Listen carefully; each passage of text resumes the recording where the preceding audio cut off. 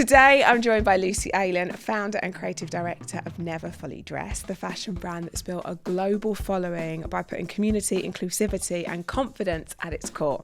What started out at London markets has grown into a multi-million pound business. So let's find out why she's a lady who launched. Ignition sequence 6, 5, 4, 3, 2, 1, 0. All engine running. Liftoff. We have liftoff. Before we get into it, if you love this episode, which I know you're gonna, please don't forget to like and subscribe.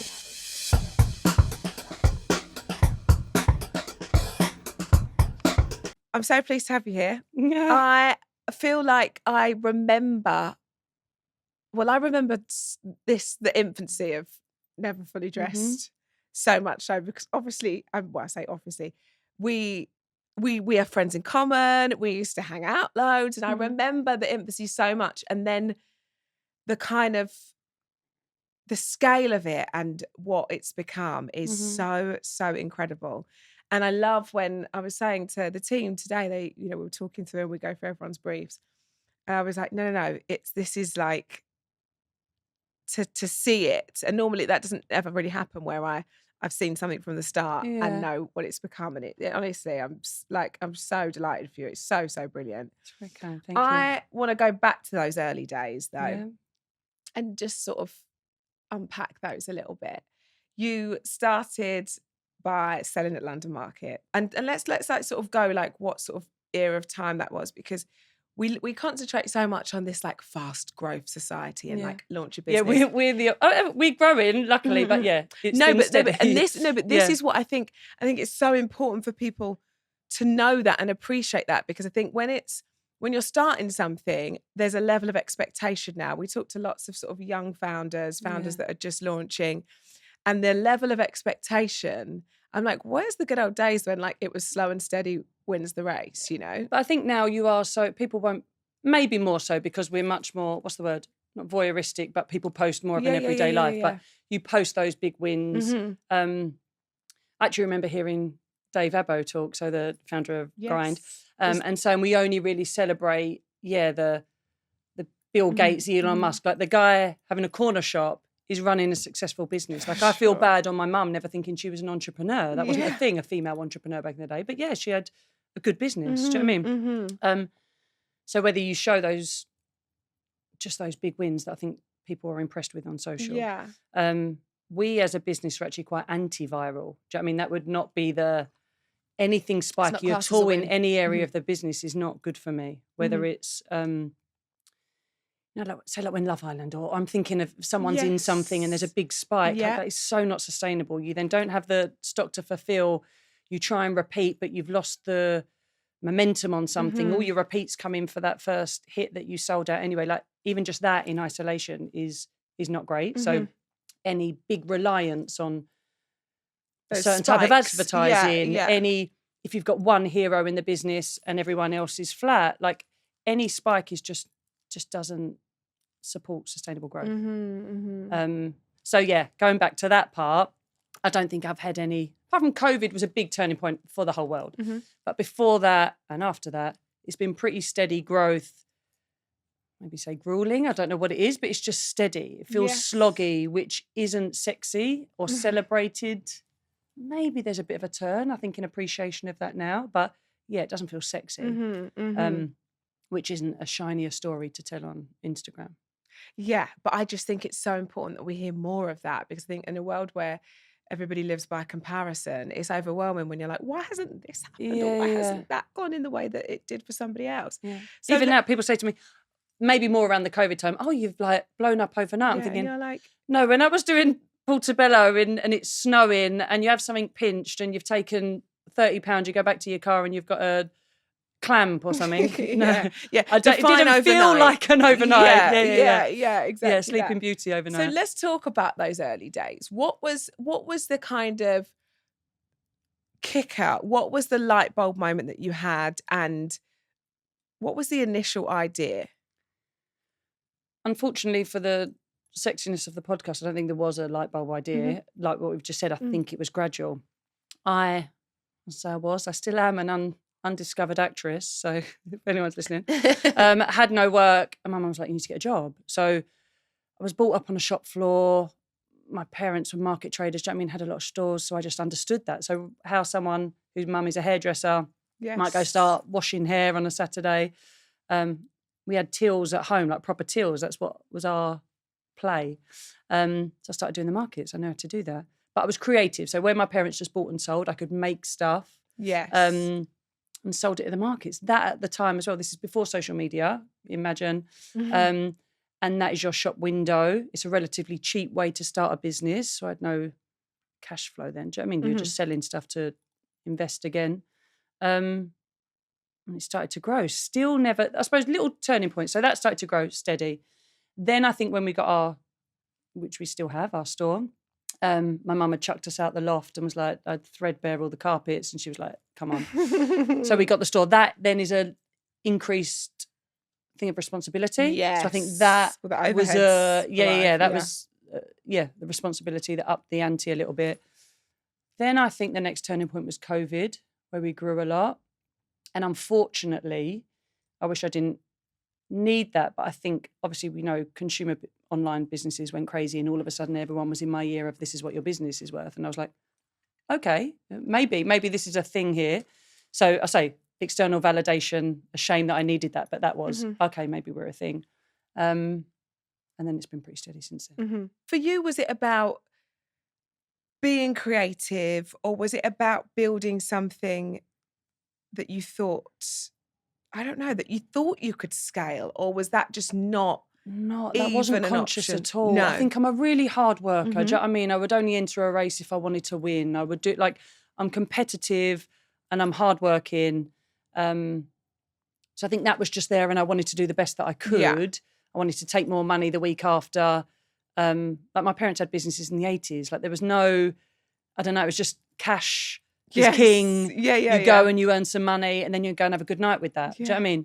What a so no, there was time. no, What a beautiful time. There was no consciousness of that. Still, really, I think since COVID. So that was for about 10 years. So I don't know what I was doing.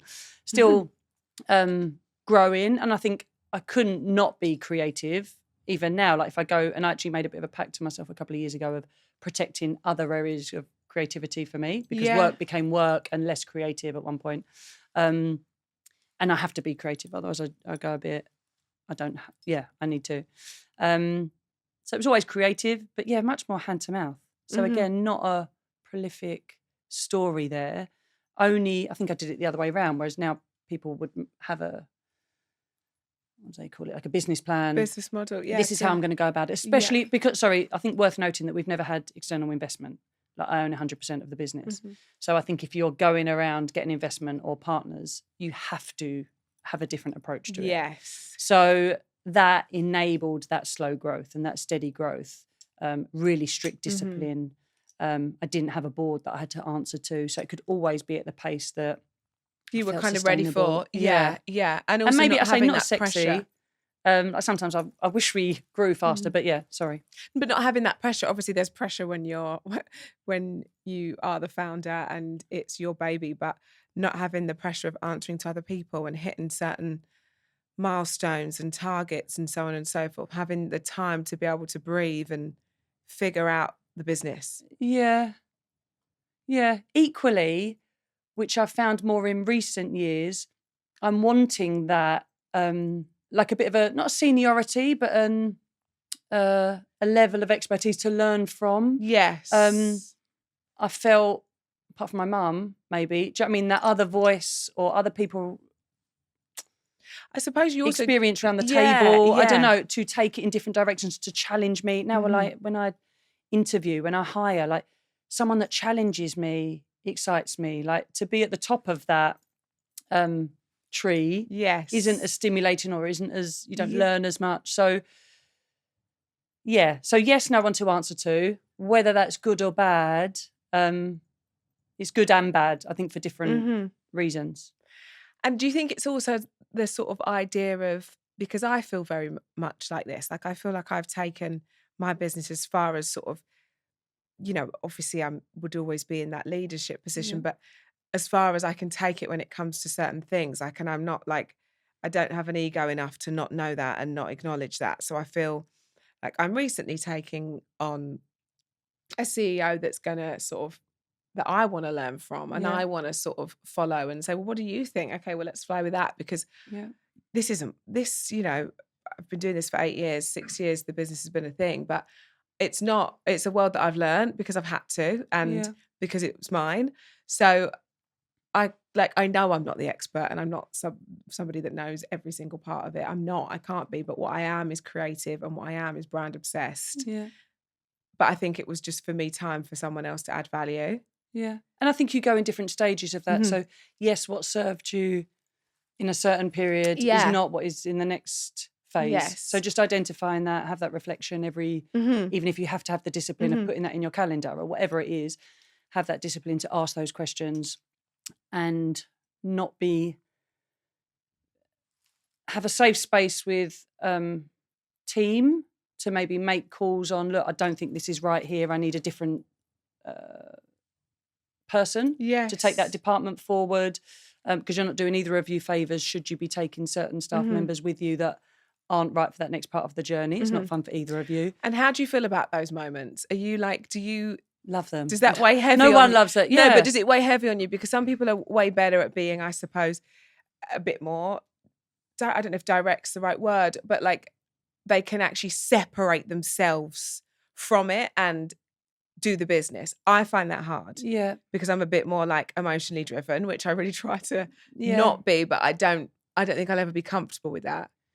One, we all know that clarity is kindness. And I think it's a little bit cowardly or a bit indulgent. You're protecting your feelings, but you're doing that other person a favour. I've had it before where I've let go of someone.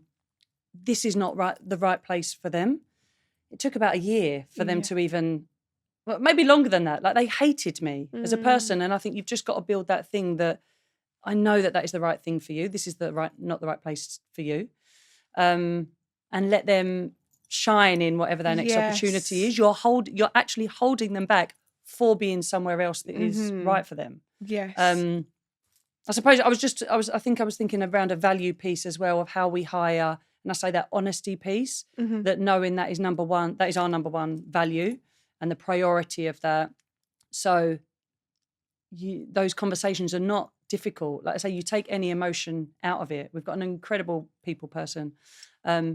And she makes it so simple. You go with her with any challenge of like, I'm finding this really hard, because you bring your own ego or emotional thing to it. And she's like, but no, this is our set of values, and X, Y, Z. How she explains it is like, wow, like a Disney little sprinkling that comes over, and you're like, oh my gosh, this is so obvious. And every conversation just feels not easy. Do you know what I mean? Because it's still you're playing with people's lives or career, but it's clear. Yeah. And no one can challenge you, or you can't feel bad if you're clear and honest about something. You can't come for me. There's nothing on my conscience then. Yes. This is clear and honest. Then you need to have a mature response to that and take that and do what you need to do for you. Yeah. I know what you mean. And it's like, and I think if you're an honest person anyway, those values don't change when it comes to your business. It's just like you say, no one loves it. But if you actually sort of change the narrative, it's actually better. It might not be nice as the person delivering the news, but it's better for the other person because you can see you're holding them back. Yeah. Yeah. What do you think, if we go back to those early days, what do you think those kind of, that early market experience taught you about your customers and who it is that's shopping Never Fully Dressed, and how do you think that's helped shape the brand that you've built? Well, it is. Obviously, COVID, that community piece was a bit of a buzzword, but that is a true, it's such a clear example of community. Do you know what I mean? They were your customers, they were your friends at the market, they'd come and bring you a coffee. And I think it's so, you're face to face, you can't hide in that instant. So you can really see, even now, like we do it when we're in sign-off or when we've got samples delivered to the office, you hold it up and, oh, do you like this? And I'll ask certain people for a certain reason. They don't even have to answer. You can see in their face, you can see in their body language. Like, so it's the same when you show a customer on the shop floor, like, oh, what about this dress? And you know the reason of why, and then you can talk. But the feedback is so valuable. And I think there was a period of time where we didn't have the shop. The markets had slowed down by then. Social wasn't a thing. And we really missed that customer feedback. Now, yes, maybe it's a bit of a hybrid because we don't have a big retail footprint, but you've got social, and our customers, our community are so vocal. Yes. But you're still behind a screen. So there's all like obsessed, whatever. But are you checking out on that product right now? Obsessed? Whereas when you're on a shop floor, it's instant. I think it's such a good discipline. Everyone in our office has to work in the shop floor. That's they do one day, whatever it is on the rota. Right. Because they're there. And that person, like you get so, not keyboard warrior, what is it? Like if you're in an office, you're so incubated. Yes. Whereas someone walks out of that shop and you've lost that sale. Whereas you're behind a desk and you don't realise that someone's logged on, they couldn't find the size, or the navigation wasn't great and they've got bored and come off. Whereas in a shop floor, that is so present. Yeah. So you can't lose that. Yes, and that's so interesting. So every member of the team is in the shop. Yeah, one day a week. That's so not one day a week, but there's a rota. Whatever for the it, rota so, is. Yeah. That's incredible. What I think is so, I mean, interesting about you and your success is that we throw this community word round now. It's like become such a buzzword, and I think people use it as a buzzword, but there's a real difference between having it and saying the community. And I think you are one of the, when I think of like brands that have really built out community first, it really sits at the heart of everything you do. And you can see that. I can see it in certain brands. I think when I think of Refi and makeup, I think, gosh, they've got such a strong community. I think when I think gym wear, I think of Honor. And I think that, and I really do think the same for Never Fully Dressed. When did you kind of realize that your customers weren't just sort of buying from you? They were identifying with the brand and almost feeling like they were part of something? I suppose at the market. Do you know what I mean? Even though before it was a brand. So it's just been the whole way on the journey. COVID was massive, COVID also a turning point. That was the first time I was ever present on social. So I was never present before. So I had to be. My husband made a set and I had to start shooting and connect, and realised how much that resonated. So there was almost more of a direct communication with I am the brand. Do you know what I mean? So that was strong. I think that connection, how that spread. What was that like for you, by the way? Because that time in COVID, obviously people were being resourceful, right? And it's okay, shit, what are we going to do now? Right, I'm going to go make a set for me. Thanks, my love. Yeah, and I'm going to try and do this. Like, is it something that felt comfortable, or was you that's like, my natural habitat, like thinking on your feet, creative. So I've done market stalls and everything. I love that. I love that creativity. And the team was small, so we were, again, everyone talks about agility, but we were able to be really agile. And that's me and my strength. Which is why now we've got the MD, someone complete opposite to me, and is considered and thorough. I'm not any of that. Do you know what I mean? I paint my house every 2 minutes. Like, I'm bored of that. And I do it's just an evolving thing. So yeah, loved that. The team were great. We were able to truly be creative, I think, and serve the community. It was colourful. It was sunny. Oh God, remember that? Sunny, and we're all But indoors. so just coming back to the community piece, even then, since then, I was talking on the way here, like our people person. Again, she's incredible. We've got a new thing in the office that any meeting we have a chair, an empty chair, and that is the customer, that is the community. So they are at the forefront of any conversation, any decision. If we're discussing size offering or a certain range plan or whatever it is the customer considered in that conversation?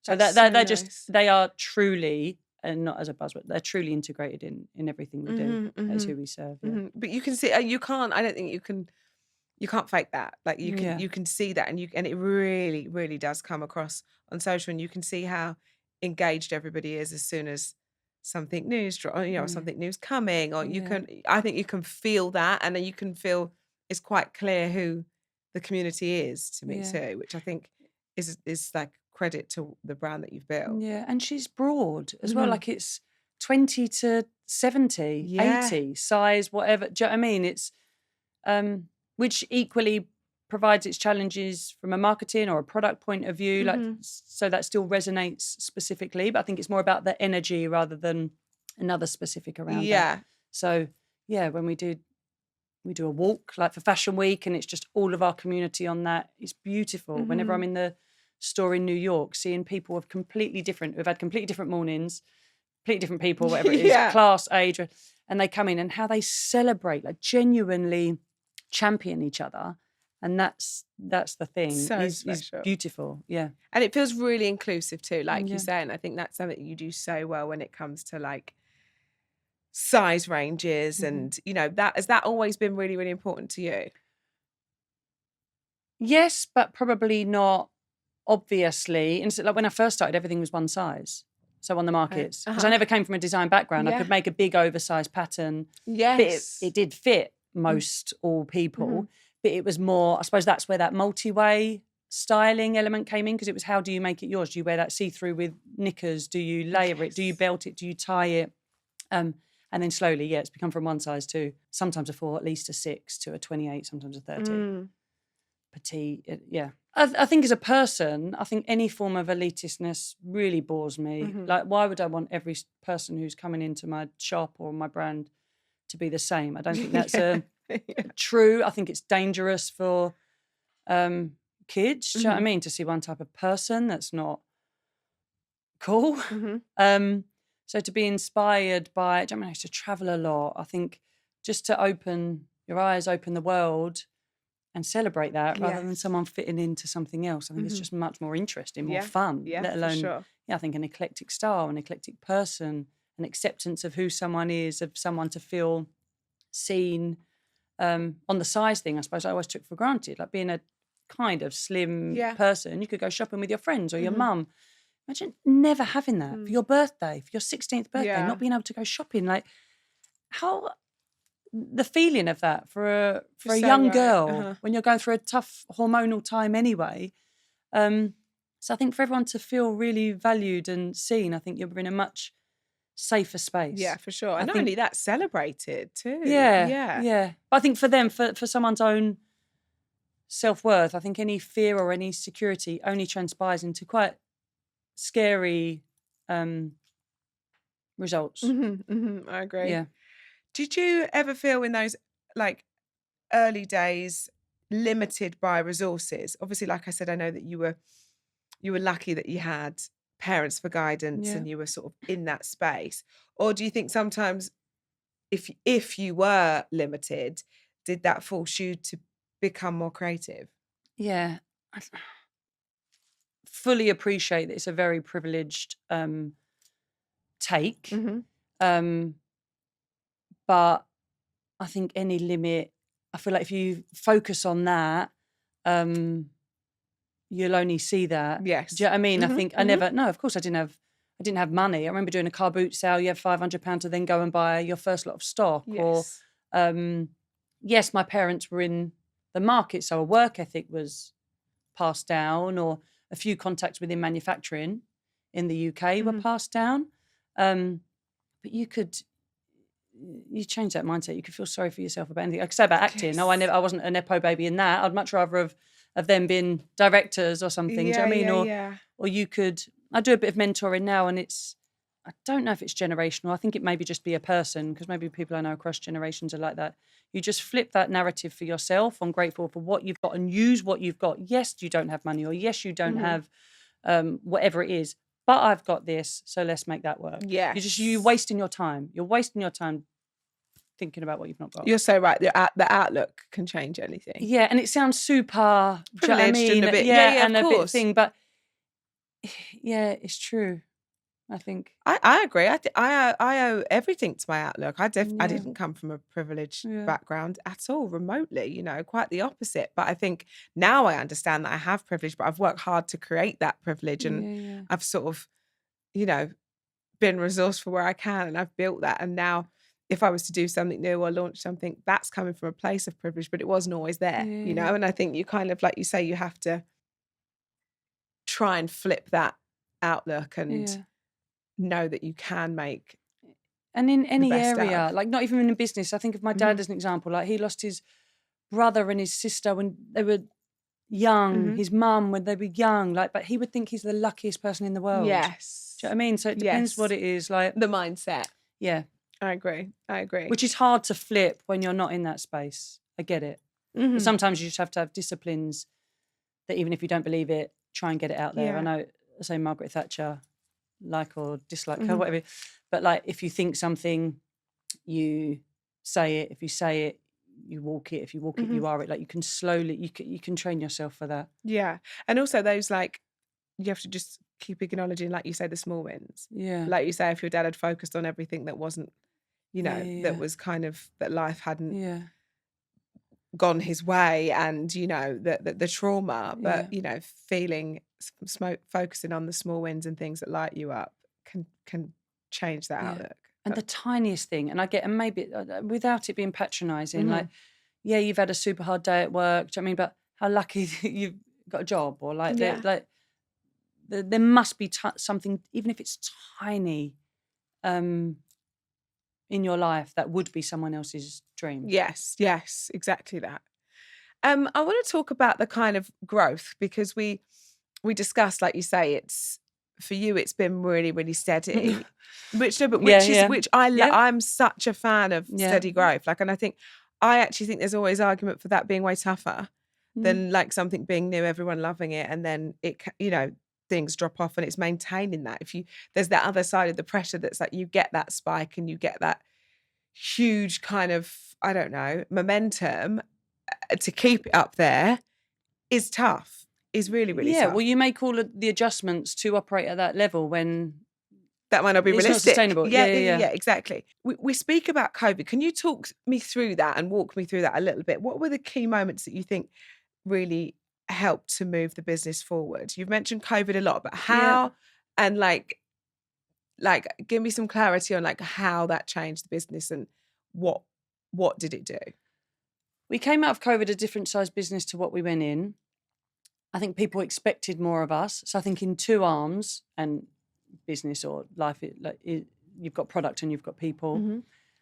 I think people were coming to us from an employer point of view, expecting us to be much more mature than what we were. Right. So that was not fun, I think. I don't think we had the setup that people were expecting. So that made me focus much more on culture. Again, is not a clear word, but on what we provided, what type of employer we were, looking long term, retention and what we could provide to our staff, and very much looking at that as a two-way thing. Yeah.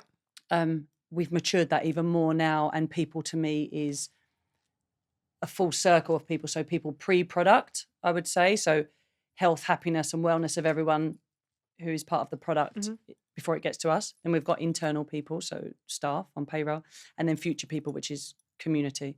So very much looking at people as a whole. So that was in stages though. First of all, it was definitely internal. Right. Real focus on value. We now hire, fire according to values. That's number one for us. Embedding that in how we hire, how we run the business. Then you've got product. So again, we came out, like our product is in a different space compared to what it was, 6 years ago? So looking at, as we scale, that was at that time, I think we used to have comments say that the quality and the price weren't aligned, whereas we don't get that at all. Now I think we're underpriced for, no one does our quality on sustainable basis or whatever it is for our price. But at that point, that wasn't aligned. So focus for me, and this is where I come in to my play a little bit more, but just on product, just all we've done since then is focus on product. So quality. So every season we would be improving finishes, internal finishing, fabric basing, elevating prints every season, how we work into stuff, how many layers, like the integrity of design process, again, for our price point now, I think is incredible. So for me, working on product. So both of those two things. Consciously working but only made to, stimulated because of perhaps feedback or whatever it was. So again, listening to community. And I think one of the best compliments we've had, like we had some customers post-COVID who were like, your quality's not where it needs to be. Please, I love you. Like, I want to be a customer. I'm like, where else do you have that level of loyalty within a brand that are saying, I'm going to just hang out here while you improve all of these things, and then they're back. And they're back now, and it's amazing. Like, I think that's unheard of. And what do you think that's kind of like your sort of focus into what you need to do to improve the business and how that looks and how that changed? But what do you think actually happened to the business in that time? Like what was that? Was the demand just through the roof? Like what happened in that period of time that, sort of propelled Never Fully Dressed in Yes, that way? during COVID it was, when you're thinking, where are people going to wear these dresses? Do you know what I mean? Yeah. But that we were just that- excited, girl. But We were yeah. But I think when they that's let where us it out, came we're into going to play. look good. That true empowerment piece Yeah. that I think I was fully aware of what our clothes or what the colour or whatever did to someone. Do you remember what was flying at that time? What was I the mean, thing the that you were rainbow like, was in, so NHS did us a favour anyway, which played into our thing at the time. Do you know what I mean? It was like, yes. it was quite oversized. Was it still like, I think everyone had put on a, it's Oh, like yeah. freshman 15 for COVID. It's like the COVID stone. Oh, there you go. Yeah. Cut All the that COVID banana tongue, bread. whatever. Yeah. So colourful, oversized. Actually, sorry, a big turning point was when we launched. So the extended size offering, as much as it is now, I mean, it's extended more so now. We used to make it exclusively for ASOS. Right. Then all like B2B businesses, any wholesale partners, everyone closed their doors during COVID. Luckily for us, I've always been really protective, and it's always 80% of the business is D2C. We were able to turn that on for our community, and we were like, wow, like we've absorbed that stock and everyone's loved it. So it was a big turning point in who we can serve, the demand within that wider size range for us from a D2C point of view, not as reliant on partners. Was there a moment that you were like, oh, this particular thing is flying, or people are really resonating with this? No, I don't really think too much. Yeah. We trade weekly. You couldn't really trade loads. We have UK production as well, which is amazing. I mean, everyone was trying to move production all around the world at that time. It was just wherever freight is not like wild, which it was less wild than others. So it was just about agility of supply chain. So it was more what you could get rather than how do we reshoot or reinvent something or tell the story of it in a different way, because you couldn't really trade. I don't know how you would now. It wasn't available, especially COVID hit different parts of the world at different times in different extremes. So it didn't give you that flexibility. Did it feel like an exciting time, or did it feel like logistically this is intense? It was exciting because I feel bad as well, because a lot of people were affected by COVID. Yeah, of course, obviously terribly. Of course. Do you know what I mean? But we were small enough where the stakes weren't high in that way. I say I wasn't in that business phase. Now, like, our process is so much longer. So no, it felt quite fun. It felt fun and collaborative. We would have a Zoom every day of everyone in the business. There was only probably, I'd say about 12, 14 people in the business at that point. And you felt like you could be reactive, like with what was sort of happening or what was working for you guys. Yeah, but we were at a scale that we could be. Yes. Like, it's much easier moving a little plant around like a little seed around in the garden rather than moving an oak tree. Do you know what I mean? Try doing that with a massive business with massive logistics. Yeah, it's a different story. So I'm not showing off here. Like, we were able to do that. Yes. Now I think very much harder to do if we hit COVID. Yeah, that's so interesting. Yeah. That's so interesting.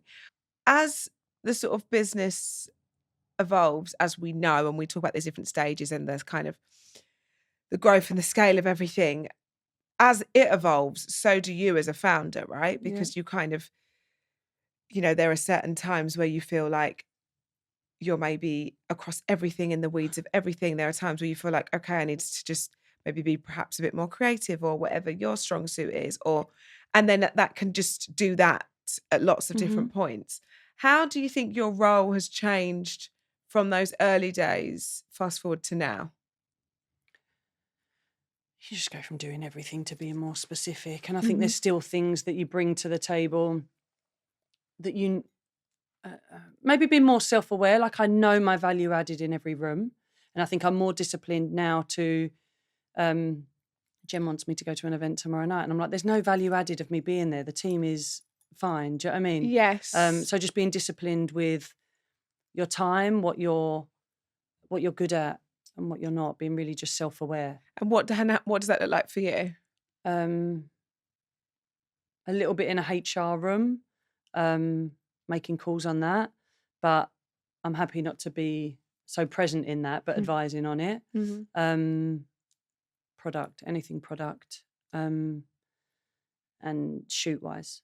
Do you know what I mean? If I'm on set, it's just so minor, but I know that difference I make. And again, not taking away, like my brand team and my product team are incredible. It's just something small that, I mean, I'm 40. I've probably been doing for that length of time, subconsciously or not. I've seen my mum sell someone 2 left feet in a shop. Do you know what I mean? I know how to sell, and I know how to.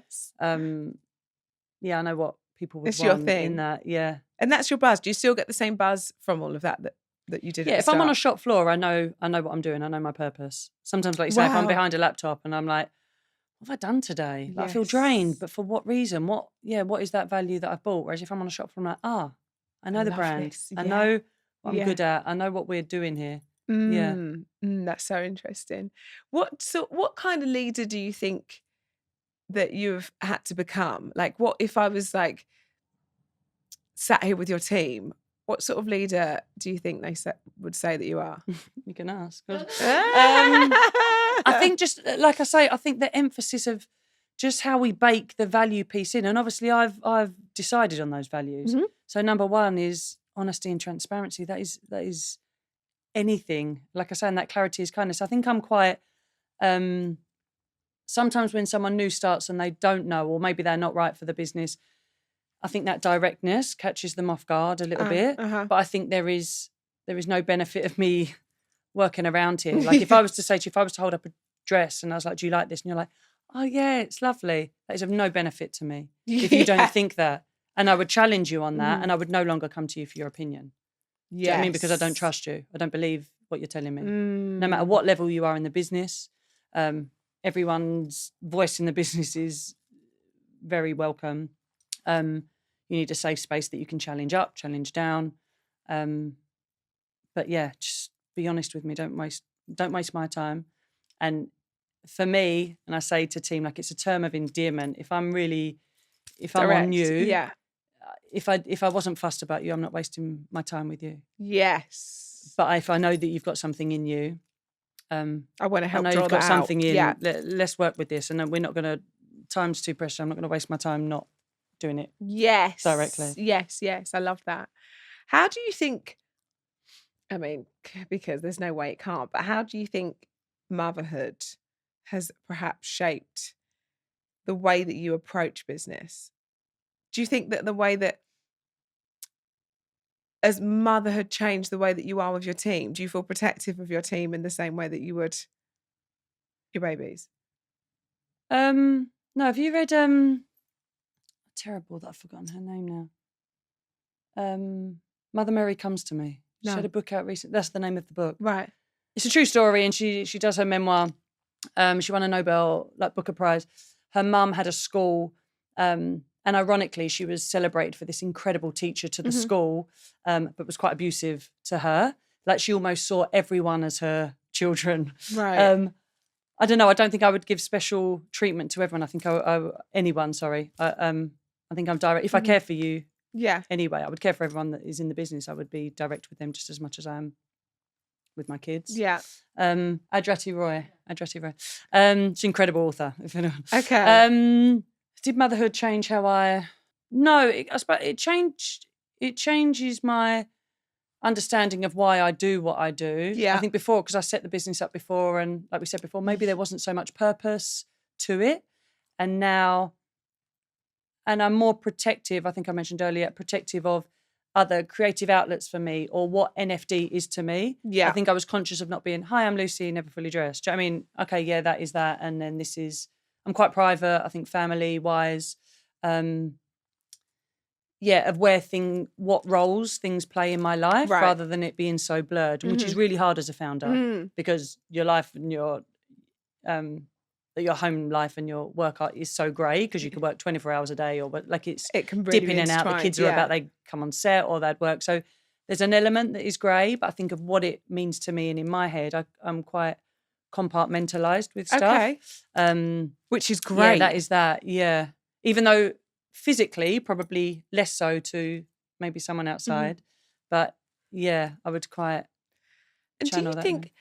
Because we often speak on here about the idea of founders really, and I think this is perhaps quite a female trait, that if something hasn't, and we all do, every business has those moments that you're like, oh my gosh, that chapter, I'm so pleased that's behind us, or the fires that you put out, and obviously there's daily fires, but if there was a bit of a moment in the business that you're like, oh, this isn't happening how I thought it would be, and it isn't landing right, are you quite good at separating that this is a moment that the business is happening, that's happening in the business, versus like, I should have done this? Are you quite good at going, no, it's the business, or do you take that home and does it weigh on you, like, fuck, this isn't, what have I done here, or I've not executed that in the right way, or is that where you're quite good at sort of separating the two? Not anymore. Now I feel separate to that. Yeah, but that's only come through maturity. There have been times, like say that time where we came back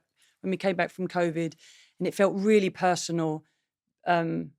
I say because there was personnel issues, or like from a HR point of view, I say I don't think we were hiring right, or that felt really personal. I remember being really quite affected by that, and people might say something about me. You knew there was a little click at work or something, and like that was really not fun. Whereas I think, one, you need to invest in the foundation of why that happened, which we have since. Do you know what I mean? In how we hire, what that culture is to avoid it.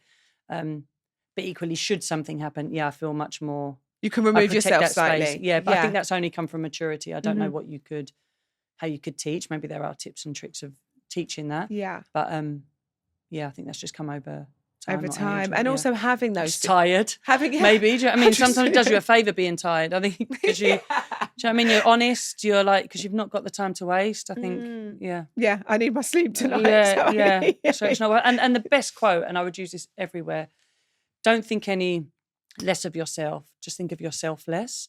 Like, so yes, my worth is up here, but not putting, like, it's so liberating, and so you're not the most important thing, or you're not that, like, everyone is the thing of their own story. Like, it just takes it away. It's not about you. And I think that's something beautiful. I was talking to a friend the other day, like, of what siblings brings to you, or whatever it, like, because you're not the most important. I think that indulgent culture, which maybe we're out of, but that the last 5 years or so, I don't think is healthy. Yeah, personally, agreed. And it's like almost like, stop thinking that everyone else is as worried about you as you are. Like sometimes people really like wear that they're like, what if this happens and people again? I'm like, stop thinking, like, no one cares. They're so involved in their own life. Don't think they're not watching you in the way that you think they are. No. Is it the DH? Sorry, I keep bringing these people who I don't know the name, so not helpful for anyone listening.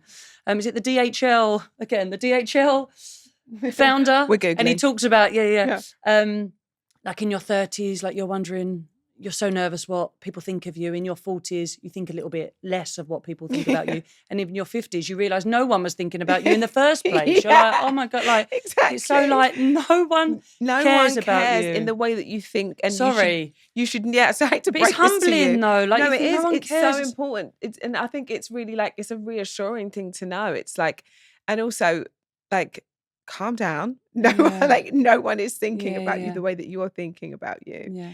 But I also, like you say, it's reassuring to know. It's a beautiful thing to know that actually just don't let that influence the decisions that you make and how you walk your life. Yeah. I say, like, I don't know if you say to your kids, do you know what I mean? Like someone does something to you, that's a reflection on them. Like your reaction to that, or absolutely, how you let that affect you, or how you let that transpire, that's on you. Yeah, that's what I'm like, that is one thing that I teach. Well, more than one of many things that I'm teaching. Particularly my eldest, she's at that tricky age.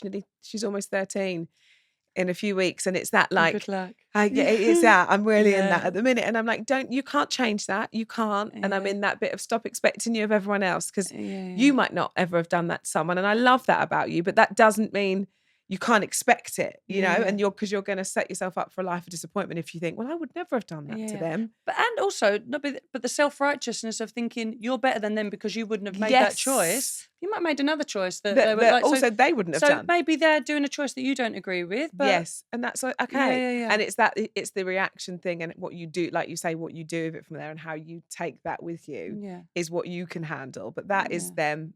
Let them be there. Again, pretty biblical, but I say to my kids, but I don't think they have a clue what I'm talking about. And I'm like, don't like point out the splint in someone else's eye when you've got a log in your own. Like it's, do you know what I mean? Just chill in and your that's just in your with place. the siblings with each other. Yeah, You're like, yeah, excuse yeah. me, grass.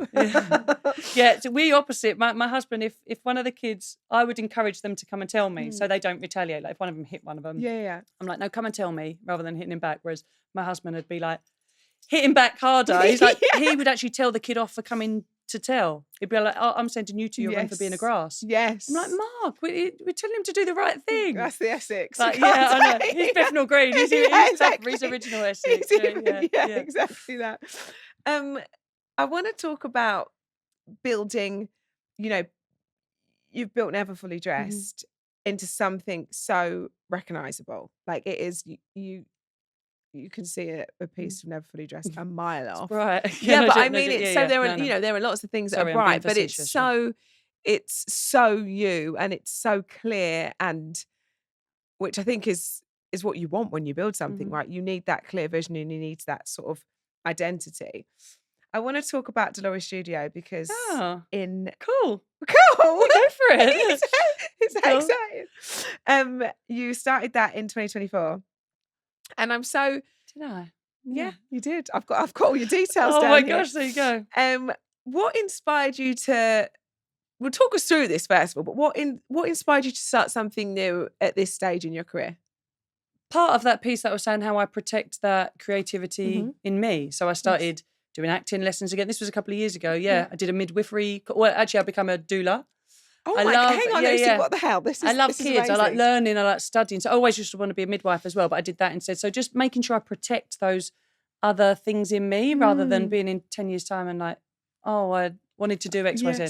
So jewellery, I just love craft. I love tradition. I love making stuff with my hands. So that was, probably, I like booking stuff and being busy, and my husband is more than happy being horizontal. So that was probably, Dolores was probably to keep me married so I could just have something to do while he could watch telly. Yes. But then also, just unlocking a creativity, which perhaps work becomes merchandise-led or becomes buying-led in certain phases or becomes HR-led. And yes, it's me in identity, but I also have a different taste to NFT in some ways or how I would do that. So Dolores was a hobby. And hopefully one day I'll just become a better jewellery maker. It's literally that, to protect that creativity in me.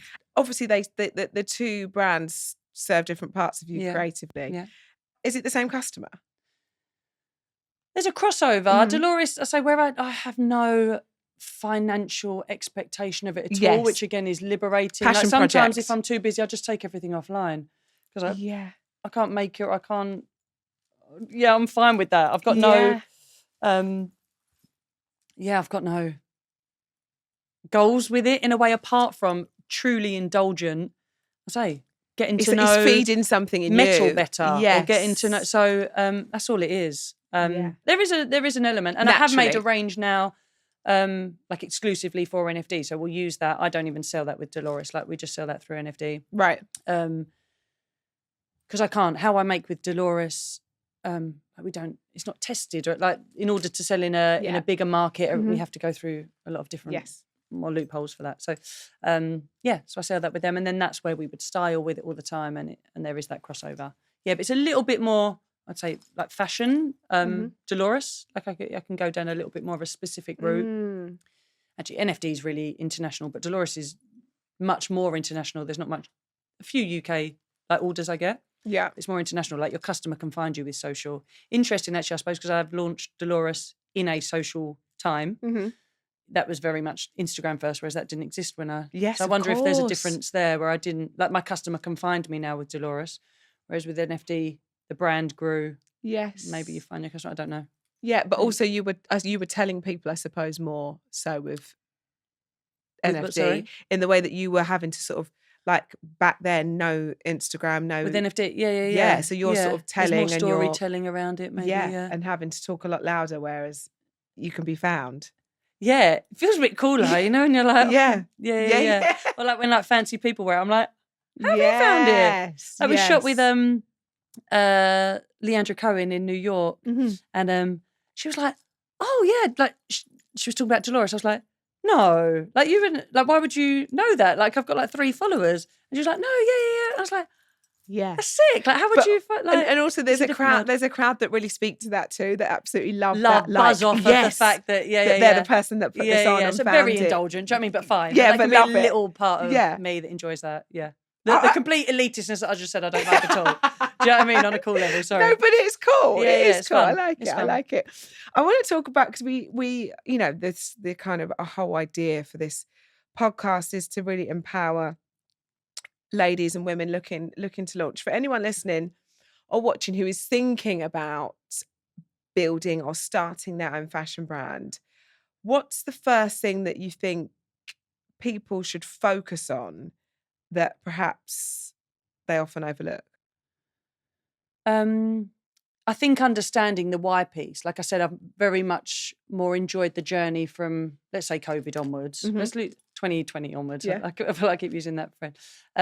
Because it's felt much more purpose driven. Like, I understand why I'm doing things. I understand why we make decisions, or what good looks like in those outcomes. I think before that I didn't, and it just, like you say, well, you suppose you were floated for 10 learning and years. figuring it out and learning it wasn't the business. conscious. Yeah, right. So I think now I would say just knowing why you're doing something, what success looks like, because otherwise you can get so lost and you won't get a sense of achievement, or you won't get a sense of learning, like good or bad, whatever this is, because you don't know what you're working towards. Yes. So I think really establish that for yourself. And it could be, yes, you want to earn £1 million. It could be, like I just said, with the jewellery, that I want to become a better jewellery maker. It could be that you want to petition for a new law in Parliament, whatever it is, but I think Parliament, sorry, but be really clear on what that looks like for you.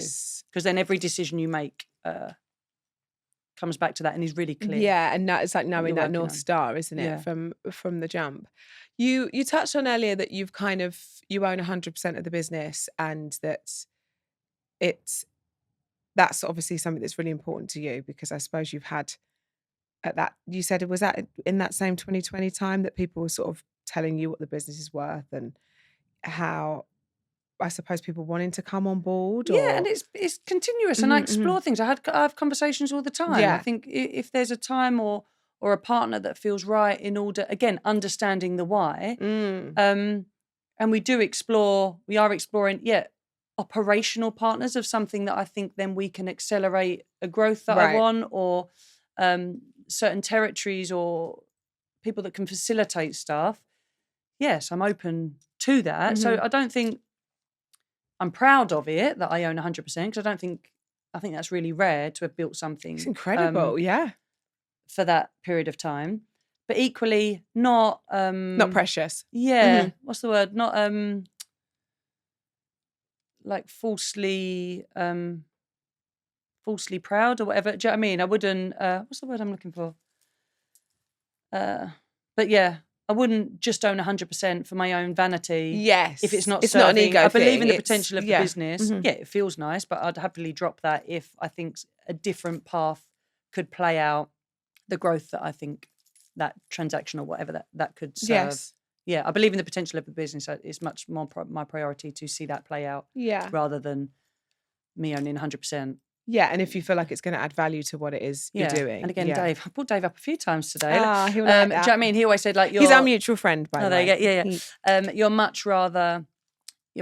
You're better off owning 50% of something worth or whatever, something delivering or whatever that achieves, rather than 100% of this thing. Of nothing. But, exactly. No, it makes perfect sense. But I wondered if it was something that was ever an option for you, because, we have some founders that are like, I'm never interested in having, anyone external come into the business, or some people that are like, it's just not happened yet, but I wouldn't say no. It needs to be right. No, I suppose I'm neither of them. One, yes, I have conversations. I have had conversations for years. My sister, I'm one of 5. So a few of my siblings work in the city, and they're complete opposite to me. Yes. One of them works for NFT and is creative like me, whatever. So they've wanted those conversations, and I've even had conversations with other people or advised other deals without me even being part of it. Do you know what I mean? In that world, so I'm very aware and privy to that world. It's just not been right. I just think for me it's, and again, super privileged. But money is easier to come by than the expertise, like an operational field that I think could excel our growth. And coming back to that piece on like learning and wanting to learn from people and learn from experience or different setups. That excites me. Yeah. Yeah, I get that. What version of yourself would you say that you're most proud of? The one who started or the one that's here now? I'd say now you could answer either. Do you know what I mean? Yes, I'm proud of that girl for doing it. But I think then I would have done anything. I was just a bit of a go-getter and a yes. Do you know what I mean? I used to just get up and go. But yeah, good luck to you for getting up and doing it. Yeah. But no, I think I'm much more wiser and considered in how I approach stuff. Yeah, what I would want to achieve. Yeah, now. Are you good with boundaries? Like when it comes to like that work sort of, I hate the term work-life balance because the balance is just not there, but that work-life blend, we'll call it. Are you good with boundaries? Are you quite sort of intentional with your time outside of the business? Yeah. Yeah. I'm fine with that. Yeah. Yeah. But again, from maturity. Do you know what I mean? In the last 5 years, 3 years even, I think much more conscious of that. Yeah. And is it like what, protecting your time? You know, I only work until this time, or are you quite good at not being like chronically online for the business? I think that's unrealistic, as in these are my hours that I work. Yeah. But no, if I've got other priorities in my mind, like tomorrow I'm not going to this event. My son's got a cricket match. Yeah, Do you know what I mean? That to me is. Yeah. But sometimes, if he's not very good at cricket, or if it's a swimming gala that I know that he's not fussed if I go anyway, I'll go to the event. Yeah. Or like I said, the value added of me being at the event is there. I would be able to prioritise things. I know what I'm bringing to the room or to the table. But yeah, but you're clear on that. I'm fine with that. That doesn't. Yeah, I'm clear. That's good. It's good. It's such a nice place to be in. Like I'm. It's taken me time to get there, and I'm like, you know, it doesn't matter what would be asked of me tomorrow, and it could be the best opportunity. But if it's, you know, the kids' nativity or whatever, like that is what's happening. But don't get me wrong, like we've definitely lied to our kids and said their birthdays are on different days than what it is because I need to go on a trip. So no, I'm saying this like I'm like this holy. No, but what I mean is you're prioritising your time and whatever it, you know, obviously it goes without saying that our kids and our family are our number one priority. But in those moments, if you're clear on something, you will have a boundary for whatever that is at that time. I think it's just making sure, and this is across the business, across your life, making any decision so it's a conscious decision. Yes. Not having something happen or me being somewhere that I don't want to be of no choice of my own. Yes. If I'm somewhere that I don't want to be because I think it's the right thing to do, then that's fine. It's a conscious decision. So you feel in control of where you are. Of making it. And what you're giving to something. Yeah. Because you think that's the right thing to do. I want to do our rocket round now, which is our quick fire. Go for it. Round. Well, it's supposed to be. It's never that quick. Yes. The first question is, I ask each of our guests the same questions. The first is, what do you believe are the non-negotiables for running a business? Honesty and transparency. The values. Yeah. The values. Next question. When did you first realise that you truly launched? Launched, I would say 2020. Was there a moment that you can remember? Like, where were you? Were you like, okay, this has landed? No, I can't remember. No, there was a feature I did, and bear in mind, until this time, like when I said I wasn't. Sorry, we're going off the. No, go on, it's fine. I wasn't. I never used to answer the phone until 2020. Like when I say I wasn't present on social, I wouldn't even go and get the pizza delivery. Like I wouldn't even.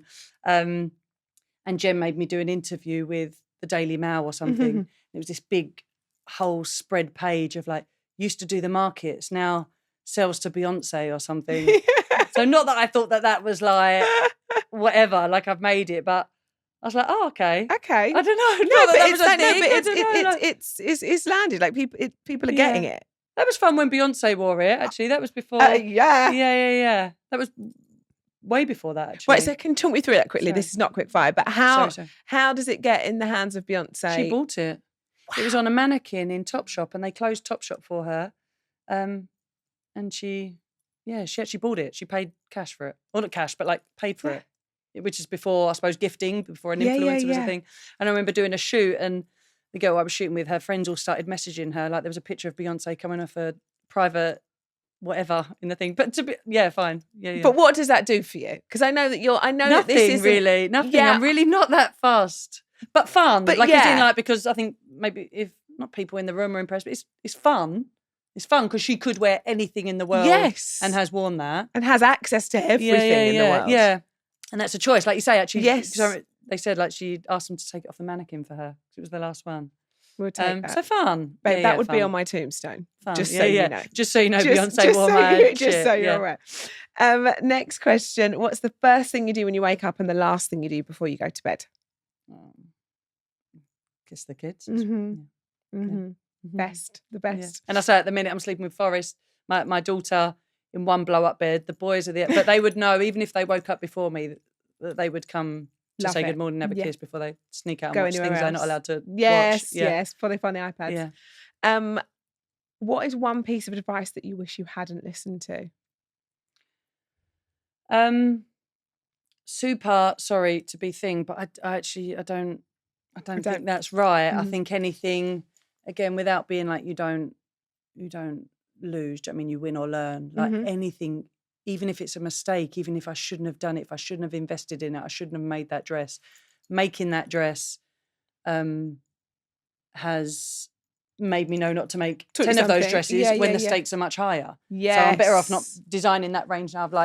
We've developed crap ranges, do you know what I mean, that have flopped. Good job I'm not doing that now when I book 10 times more volume than I did then. Yeah. So we say, we've actually got it on a sticker at work, a smooth sea never made for a good sailor. Do you know what I mean? I don't want a heart surgeon to work on me if they've never had a mishap in the operation room before. Yes. Do you know what I mean? So it's all learning. And it's not seeing it as I wish I didn't. It's like, well, now I won't do this. I think you're much better off learning from all of that. Yeah. Reframing it always. A skill that you'd love to learn? I'd like to play the harmonica better. Every year I've probably got one. I'm not joking. I've probably got one in my bag. Stop my it. brother used to have one. I don't know if he used to go clubbing. My brother, just out of just pure whatever, used to have a harmonica in his pocket when we used to go clubbing. Just bring a harmonica out. I know. I don't know why. I've always wanted to learn the harmonica. Well, there you go. Yeah. Why not? I know. I just now's don't. a better time I than can do any. like happy birthday. We all have our own instrument that we can do happy birthday. So if it's like a happy birthday in the family, someone will go on the piano, I'll go on the harmonica, someone will go on the guitar, someone tambourine. This is so good. And that's our little like Osmond moment. Yeah. But that's all we can play. All of us, that's all we can play on Let's that just hope one it's your birthday. Instrument. Yeah, we can't do anything. A few Bob Dylan tracks we can do between us as well. That's it. You're best at birthdays. Yeah. I like it. It's something that you wish that someone had told you before you started out. Don't do it.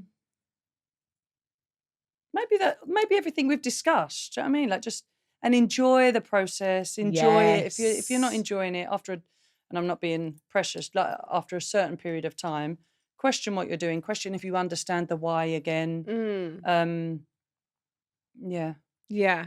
Enjoy it, like you say. There's when it's happening and there are fires to put out, and it's sort of each day sort of takes over the next, and like, okay, that's a great moment, but we're now on to this thing. If you don't enjoy the process. And enjoyment for me doesn't mean that we're all skipping in, having lollipops and like I say, I enjoy learning. So just progression. Like when I have that with staff, it's not that something's easy. You don't want it to be easy, but it's the progression that I would enjoy. Yeah. No matter what form that looks like. But sometimes just laughter. Yeah, because I think a lot of the time now, particularly now, people focus on the end and like, this will be really fun when, or this will be really good when this happens, or when if it never happens. Exactly, because the goalposts have moved. Like you would have said, whatever your goals are for your family or for your Coco, whatever it is. Like, yes, but then you've got there. That's not the goal anyway. Yes. So enjoy the process. Exactly that. What would be, I mean, we've already spoke Beyonce, but what would be, do you think, the dream collab for Never Fully Dressed? Whether that's like a brand on brand collab or... Yeah, I think it would be the community piece. So for me, brands that I would think empower women. Yes. I think Nike specifically, do you know what I mean? In that, real empowerment piece, or like a Dove from a diversity inclusion piece. Oh, I could really see like that. Yeah. I could really see that. And like a bright, crazy bottle. Yeah, fun. Yeah. Rather than, I think, a product collab, sometimes I I struggle with when we've done them in the past. We do them for charities a lot, like with charities, which is great. But it's, I think if it's other areas, I struggle with how we make them work. Right. Yeah. So I think more of a brand piece that is a feeling or something that you can evoke and bringing together. two of those together. Yeah. I love that. And lastly, if you could choose one female figure as a mentor, past or present, who would that be? My mum. Oh, that is so nice. Yeah. That is so nice. Yeah, she's cool. And what has she taught you? If you're not going to dance, don't come to the party. Yes. Nothing is a problem. Everyone puts their trousers on the same way. Yeah, she's cool. Yeah. I love that. I love that. And each episode I ask our guests to leave a tip, almost like if you're listening to this right now and you're looking at building something in perhaps a similar vein, or you've got a similar background and you're like, gosh, I'd love, an ounce of that success, and how does she manage to do this? What would like one piece of tangible advice be to a lady looking to launch? Specific on that, what you're saying, and I get a lot of messages, like, oh, do you want coffee? I want to start a business. Yes. That's no good to me. Sorry, I don't think this answers the question, but also for advice for people listening. Yeah. I'm really open to helping people, but please, be really specific with what you're asking me. Do you know what I mean? I'm struggling with this form of digital marketing, or I've got this hiring issue, or this, I can't reach the MOQs on this fabric. Do you know any ideas on how I can play with that? I can answer you then. I can voice note you back, or I can be specific with how I can help. If you ask me, how do you start a business? Listen to podcasts like this, or try and pull things together. That's too much to ask of someone, and then you don't reply at all. Do you know what I mean? Yes. So I think just on a personal level, come to me with a specific question and I can really help. That's actually such good advice in itself, by the way, because actually when, like you say, when people communicate, there's nothing worse than a message that says, hi, can I just pick your brains on, should we meet for coffee? Because I want to find out. And it's like, no, everyone's time is so limited and you want to help as many people as possible, but give me an answer that I can really help you in. Yeah. And again, because like I say, I know my value added. If it's not an area for me, like sometimes I say, okay, no, but this person in my business, I can set up, like you can come with those questions and they can answer you or whatever it is. So like you say, you're open to helping, but sometimes you can't help if it's so broad. Yes. You don't know what stage someone is in their business. You don't know how relevant your input could be. Or maybe I know someone actually that is in the stage that you're at and they might be able to advise better or whatever it is. So be specific. Maybe that is the answer to the question. I think don't be afraid really to network. Because I used to, like I said, when my other siblings were in that world and could network that, hey, I'm so-and-so. And they like, I used to be really embarrassed and just thought I knew how to tie a wrap skirt. Do you know what I mean? I'm sorry, I don't talk that language. And maybe it is being a woman. Maybe it is being British or a Catholic or just being self-deprecating, whatever it is, all of that. Yeah. So don't be afraid to network, like really do that, but then also be really specific because you're asking, if someone's busy, you're asking a lot, because I think people are really much more supportive than I used to think people were. Agreed. Because everyone needs that network. I think that's probably not done me a favour in, because I never worked through another business. Yes, I was a waitress or whatever. I never understood that working up through a business or that networking piece. So everyone needs that network to get where they're going. Don't be scared to network. The worst someone could say is no, or don't get back to you, or whatever it is. They don't reply, fine. But be specific in what you're asking for people, and it'll be much easier. It'll make the person helping much easier, to help you. Which means it's probably going to take less of their time, and they'll so then they're open quicker. to it. Exactly that, rather than going, how can I start? And you feel terrible. Sometimes it's an essay, and you think, oh, that's so lovely. I really want to help you, but it's too emotional already. Sorry, this is horrible, and I say I'm quiet thing, but like it's too emotional. I've got to address all of your other issues before I get to this thing, which is that's the piece that I can add value. It could just be, hi lovely, hope you're well, I've got a question. I'm really struggling to get fabric in. I want to make. Do you have any advice? Timbuktu, but I can't get there, whatever it is. And then you could, like you say, you could be clear specific. and concise I'm a really with your advice. Person, but it makes sense, and I think most people actually truly are, and that would it's those kind of vague approaches that actually put people off, and you don't you want to help and you've got the best intention, but it's kind of, how long's a piece of string, And then lastly, I ask everyone this question because we talk about ladies who launch, but when it comes to being a lady who lunches, how do you spend your lunch hour? Is that even a thing? Yeah. I bet most of your people say, what is this? No? Do you know what? It's a real mixed bag. Some people really, their culture in their workplace is like, we really are strict on lunch. And Fair. I've had people that have, have made these long tables in their office, and it's a conscious effort that everybody sits around, and which I really, which I really, really like the idea of. And then some people leave the office and go out for a walk and grab something, but they just make the choice to step away. Some people are like, what the fuck is lunch? And I'm shoving something in my mouth through the next Zoom. So, but I always say, if I was your assistant and I want to make you happy, and I'm like, listen, she had a busy day, I know she's going to eat this. What are you eating? What should I be getting you? And where would you eat it? My sister, yes. Actually, Gem, I normally either eat Gemma's leftover tuna and mayo. Right. She'll only eat half. Okay. So I hate waste. Yes. So I'm like, well, I'll eat the rest of that. Waste not want. Or yesterday, it's exactly your example. I was back to back in a meeting. So my sister got a chicken escalope, coleslaw, roll thing. Yeah. So I literally had 2 bites in between each meeting, which was incredible. Yeah. But either or, we've got an office. So we've got an office in Essex and in Shoreditch. Yeah. So now the office in Shoreditch is like a minefield of what you can get to eat every day. So that is the whole topic of conversation. I for bet. everyone. So that is, we're still in exploratory. We're still in like what's available. Yeah. I've not exhausted it yet. Yeah. So I'm not too strict. I'm not a massive foodie.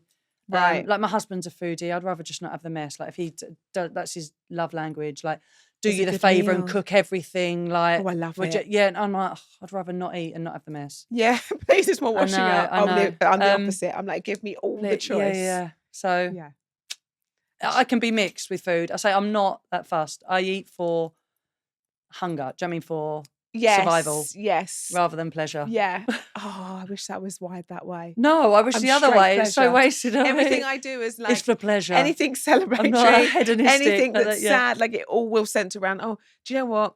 I need to cheer myself up. Let's have a nice bit. This is my husband. He's so or I fashioned. If I'm not well, or what have you need to eat? Like he'd make a soup, like everything would then come back to quite old fashioned. That's me. It's food. I'm happy when I'm fed. Yeah. When they say like a man's heart's through his stomach, I'm like, no, Rochelle's heart. It's so that's it. I suppose, like I say, I would need to paint or something. Like if I'm not, I don't know. Maybe it's a different outlet. Yes. I don't know. I'd go for a run. I don't know. Oh yeah. Oh, and that helps you clear your mind. Yeah. I love that. See, that's where I think it must be a thing. I can't. Going for a run doesn't clear my mind. It gives me a list. Okay. So I don't get that like, I went for a run and now it's great. I get that in Pilates or like a workout where I'm, It's so interesting, isn't it? Yeah. Where in the run I'm running and I'm like, I haven't done this. But I'm quite slow, so I can make the list while I'm running. Like I'll do my food shop while I'm running. You know, like I'm not that fast. So but then that to me doesn't clear my mind. I want to just not think. Yeah, fair. You know, like when I do a class and they say, what is it that you're so in your body that you're out of your mind? You know, like when you're concentrating and you can't think about anything else because apart from that, you're in a position. I love that. That's so good for me.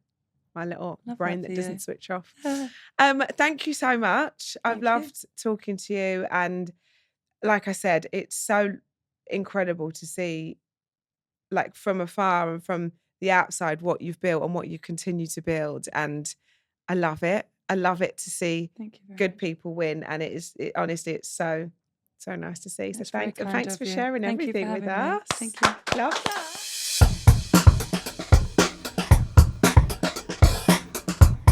Don't forget to follow us on Apple and Spotify or wherever you get your podcast to make sure that you don't miss out, because next time I'm going to be talking to another incredible lady who launched. If, like me, you're a watcher, then follow us on YouTube and please don't forget to like and subscribe.